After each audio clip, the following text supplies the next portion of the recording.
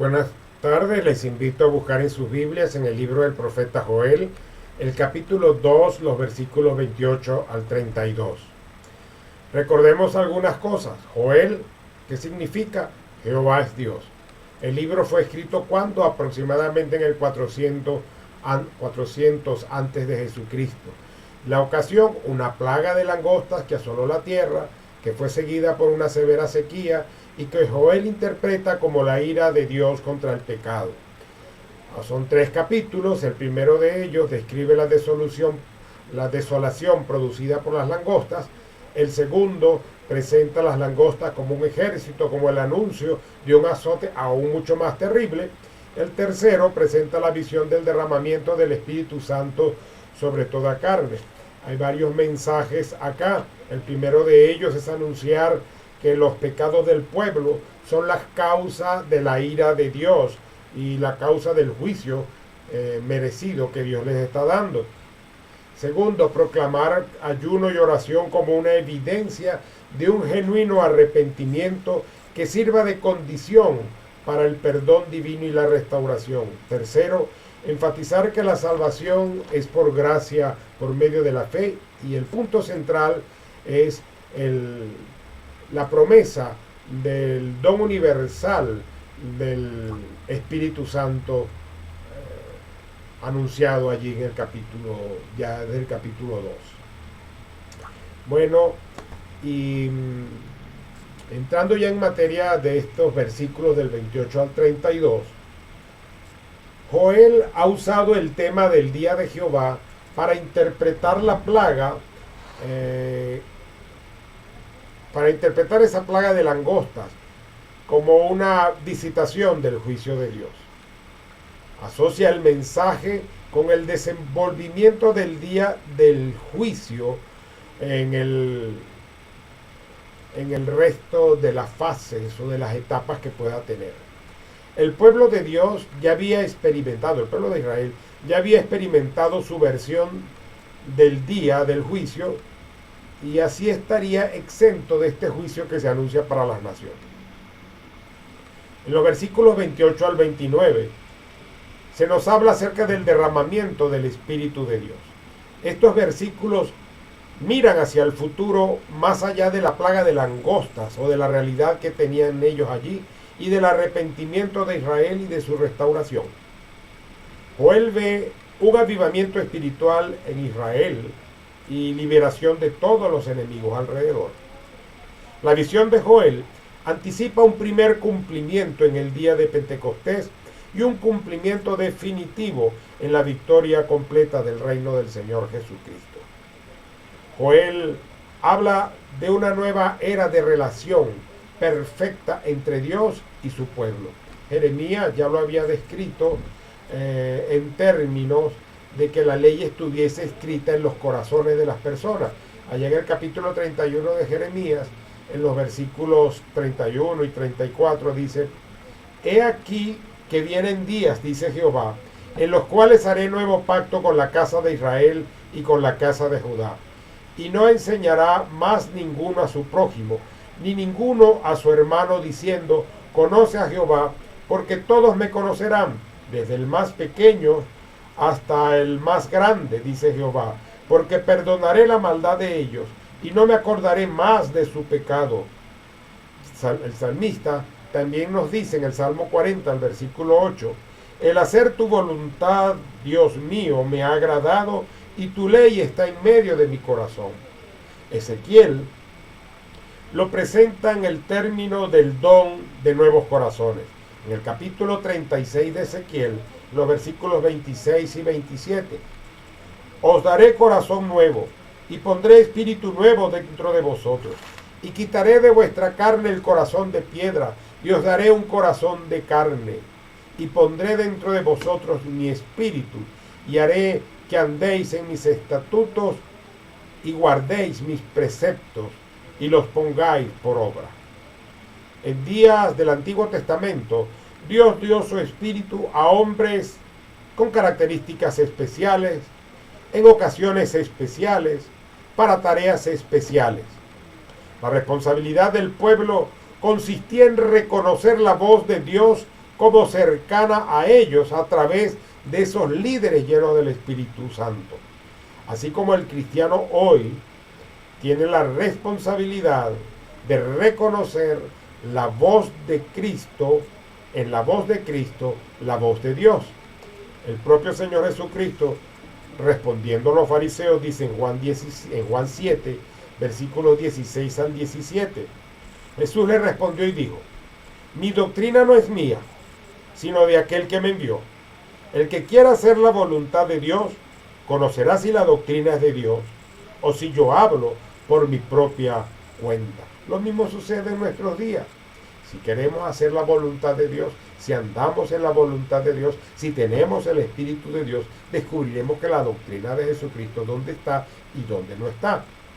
Ahora, la posesión del Espíritu sería la marca universal de calidad de los hijos de Dios, ya no una procedencia cultural o nacional o de raza, sino que los hijos de Dios seríamos marcados o distinguidos por esa posesión del Espíritu Santo, aunque ese Espíritu Santo se manifestaría de diferentes maneras a través de los dones espirituales o de sus operaciones en el mundo nuevo, en el mundo de la iglesia, en nuestro diario vivir. Un pueblo con el Espíritu de Dios sería un pueblo perfectamente obediente a la voluntad de Dios. La promesa del don del Espíritu Santo podríamos decir que toma el deseo que pronunció Moisés allá en Números 11:29, cuando él dijo: ojalá todo el pueblo de Jehová fuese profeta y que Jehová pusiera su espíritu sobre ellos. Al principio del ministerio de Joel, toda la nación había estado fuera del camino de Jehová. Joel había hablado del juicio y también había hablado de esperanza.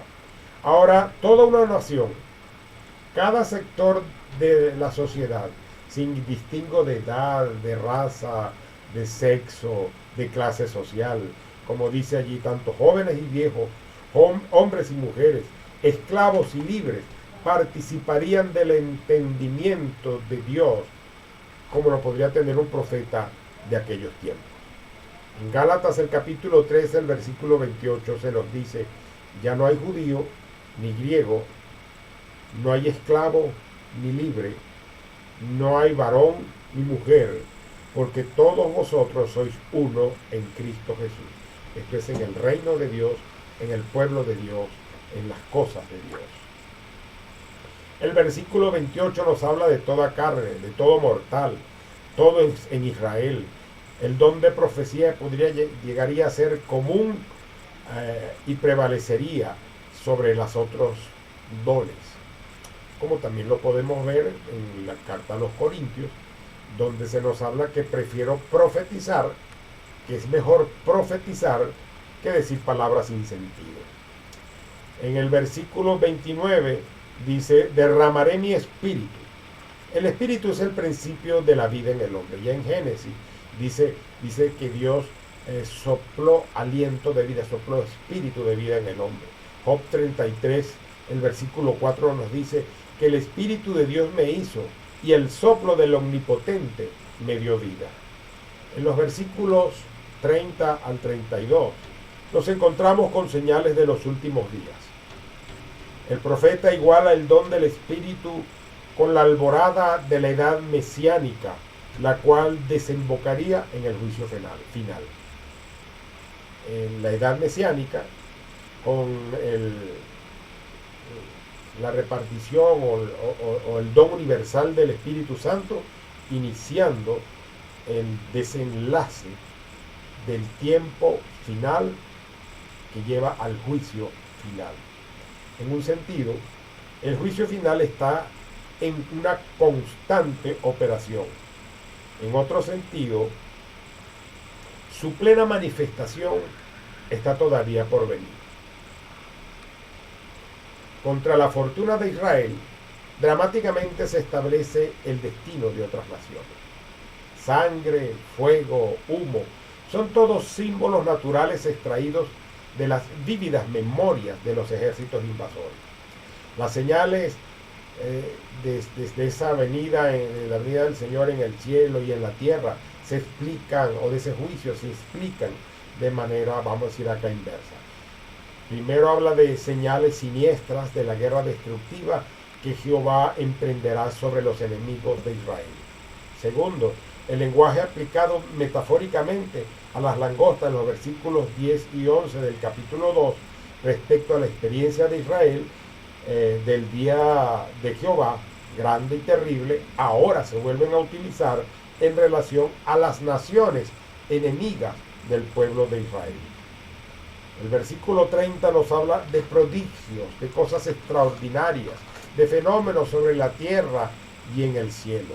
En el versículo 31 nos habla de convulsiones cósmicas que anuncian el juicio. Sobre esto podríamos ver aparte en nuestras casas el capítulo 13 de Isaías. Pero en Marcos, el capítulo 13, el versículo 24 nos dice: pero en aquellos días, después de aquella tribulación, el sol se oscurecerá y la luna no dará su resplandor, y las estrellas caerán del cielo, y las potencias que están en los cielos serán conmovidas.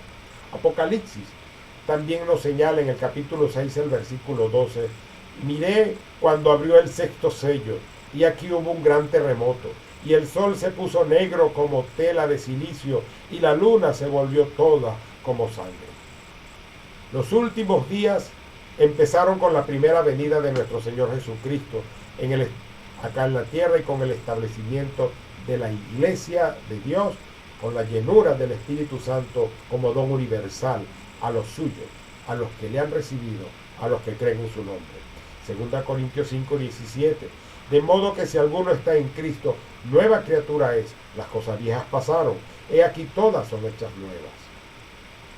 Joel se interpreta a la luz del discurso de Pedro allá en Pentecostés, representado o mostrado en el capítulo 2 de los Hechos. Pedro señaló que la obra final de Cristo había empezado con la llenura del Espíritu Santo de los discípulos y en la oportunidad de salvación a todos, particularmente aquel que sufre. Las señales y prodigios terrenales y celestiales están relacionados tanto con los milagros realizados por Jesús como con las tinieblas allá en la crucifixión. Señales y milagros hechos por Jesús nunca antes vistos. En Lucas 23, 44 al 45 se nos habla acerca de las tinieblas. Cuando era como la hora sexta, cerca del mediodía, hubo tinieblas sobre toda la tierra hasta la hora novena, 3 horas de oscuridad. Y el sol se oscureció y el velo del templo se rasgó por la mitad. Versículos 32. Y todo aquel que invocare el nombre de Jehová será salvo.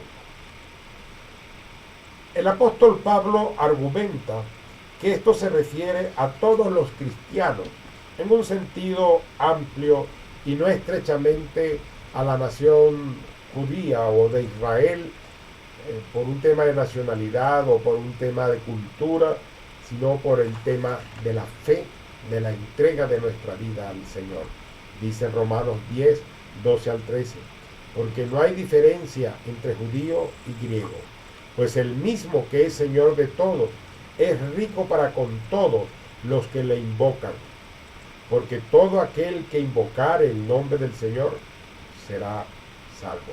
Todo aquel que invocare el nombre del Señor será salvo. Ahora, el pueblo escogido de Dios está marcado por la fe y no por la raza o por el lugar de nacimiento. En Efesios, el capítulo 2, los versículos 10 al 22, voy a leer graneadito, salteadito, nos dice en el 11 para señalarnos aquí: por tanto, acordaos que en otro tiempo vosotros, los gentiles, se nos señala a los gentiles, que estábamos apartado de las promesas de Dios, fuera de ser pueblo de Dios, versículo 13, pero ahora en Cristo Jesús vosotros, que en otro tiempo estabais lejos, habéis sido hechos cercanos por la sangre de Cristo. Versículo 16. Y mediante la cruz reconciliar con Dios a ambos en un solo cuerpo, tanto los judíos como los gentiles, matando en ella las enemistades. Versículo 19. Así que ya no soy extranjeros ni advenedizos, sino conciudadanos de los santos y miembros de la familia de Dios. La familia de Dios está integrada entonces por la fe, no por la nacionalidad, por la fe en Cristo como Señor y Salvador, no por un lugar de nacimiento. Una adoración sentida, sincera, de corazón, es la que debe brotar de los verdaderos adoradores, que son aquellos que no tienen que temer al mundo, pero que sí le temen a Dios. Aquí se nos habla de un remanente, y remanente es lo que queda, es el resto. Son todos los que escapan o los que sobreviven, y son los que creerán de entre todas las naciones, de entre todos los pueblos y de entre todas las lenguas. Desde Joel se visualiza los tiempos que vivimos y que vendrán con el juicio final en la segunda venida de nuestro Señor Jesucristo. Y a manera de conclusión, hoy vimos que la salvación es por gracia y es por medio de la fe. Como lo dice el versículo 32, y todo aquel que invocare, ahí va la fe, el nombre del Señor será salvo. Ahí está, la gracia de Dios. Por gracia soy salvo, por medio de la fe. Y esto no de vosotros, pues es don de Dios. No por obras, para que nadie se gloríe. El Espíritu Santo es prometido como un don universal para todos creyentes. Ya no es a personas específicas, en ocasiones particulares, por situaciones y para mensajes particulares. Ahora, todo el que ha recibido a Cristo como Señor y Salvador personal tiene el Espíritu de Dios en su vida y debe ser guiado por ese Espíritu de Dios para una mejor vida y para hacer la voluntad de Dios y predicar esa voluntad de Dios a todos los hombres. También hemos hablado que los últimos tiempos están en desarrollo, como una cortina que se abre, pues comenzaron con el nacimiento de nuestro Señor Jesucristo y cada día estamos más cerca del desenlace final. Que el Señor nos bendiga y estemos preparados para ese momento del desenlace final, cuando el Señor venga y nos pedirá cuenta a cada uno de nosotros. Oremos. Gracias te damos, Señor, por tu misericordia, por tu bondad y por tu gracia, porque sin merecer nos has dado a Jesucristo como Señor y Salvador, al cual nosotros simplemente acudimos por fe, habiéndonos arrepentido de nuestros pecados, apartándonos de la mala conducta, del mal vivir y de las cosas que no te agradan, para poder servirte y seguirte. Y gracias por hacernos tus hijos, gracias por hacernos parte de tu familia, gracias por hacernos parte de tu iglesia y gracias por colocarnos acá para ser testigos de tu obra y para ser luminares en este mundo y sal de esta tierra. Ayúdanos, Señor, con tu Espíritu a que nosotros podamos cumplir a cabalidad con la obra y misión que nos has encomendado. Y en Cristo Jesús te lo pedimos y te damos gracias. Amén y amén. El Señor nos bendiga. Estamos despedidos. Hasta la próxima oportunidad.